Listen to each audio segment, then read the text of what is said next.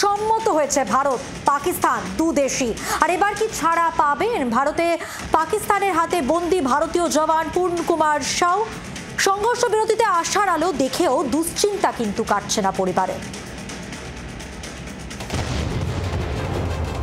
ভারতের সঙ্গে লড়াইয়ে এঁটে উঠতে না পেরে রণে ভঙ্গ দিয়েছে নির্লজ্জ পাকিস্তান। ভারত পাক সংঘর্ষ বিরতির সিদ্ধান্তের পরেও দুশ্চিন্তা কাটছে না পাক রেঞ্জার্সের হাতে বন্দী হুগলির রিষ্টার বাসিন্দা সীমান্তরক্ষী বাহিনীর জওয়ান পূর্ণম কুমার সাউয়ের পরিবারের।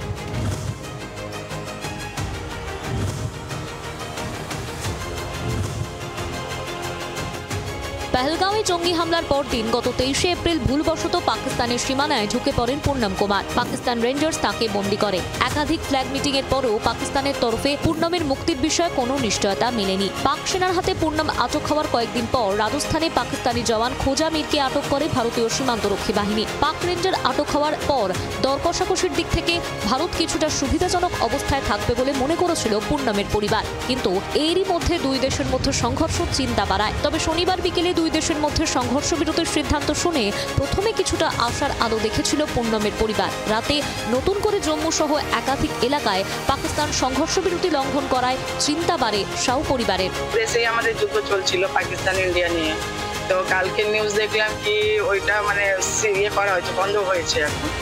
তো দেখুন এখন কি হবে আমরা জানি না, কিন্তু কালকে নিউজে আমি রাতেও দেখলাম কি অ্যাটাক হয়েছে, একটা পাকিস্তান তরফে ওরা অ্যাটাক করেছে। তো এখনো যুদ্ধটা পুরোই থেমে গেছে সেটা তো আমরা শিওর বলতে পারছি না, কখন ওরা অ্যাটাক করবে বলার মুশকিল।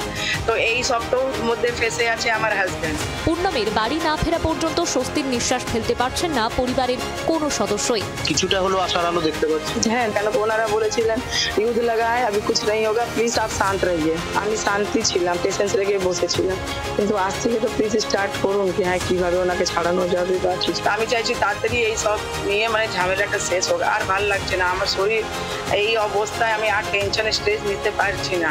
স্বামীকে ফেরাতে দ্রুত পদক্ষেপের আর্জি জানিয়ে মুখ্যমন্ত্রীর সঙ্গে দেখা করতে চান পূর্ণমের স্ত্রী। আমরা যত নেতা আর সবাই এসেছিল, আমি সবার কাছে একটা রিকোয়েস্ট করলাম যে একটু আমাদের সিএম ম্যাডাম আছেন মমতা দিদি, ওনার কাছে আমি 10 মিনিটের জন্য মিটিং করতে চাই। আজকে এক সপ্তাহ হয়ে গেল, ওনারা বলছেন ঠিক আছে জানাবো, আজকাল করছেন। দেখি যদি আমি 10 মিনিট টাইম পাই তাহলে ওনাকে রিকোয়েস্ট করবো কি প্লিজ, উনি তো আমাদের স্টেটের সিএম, যদি আমাদের প্রধানমন্ত্রী বা নরেন্দ্র মোদী স্যারকে কিছু বলেন তাহলে ব্যবস্থা করা যায়।